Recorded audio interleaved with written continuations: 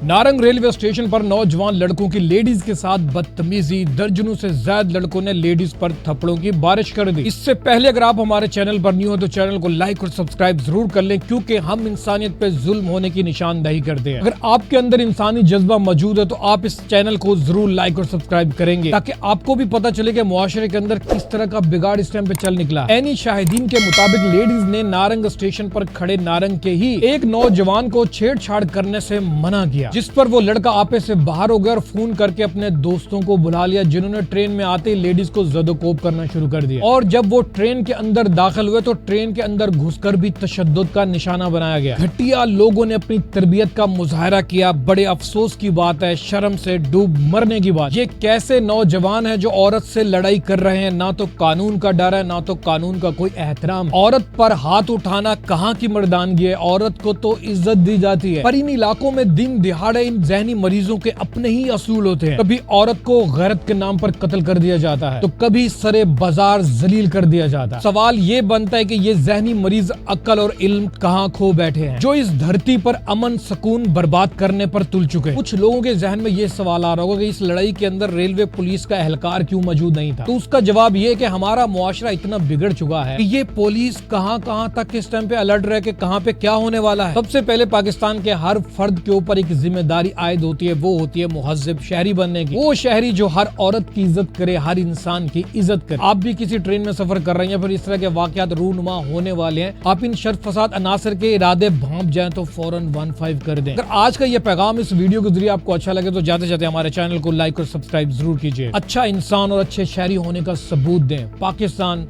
जिंदाबाद।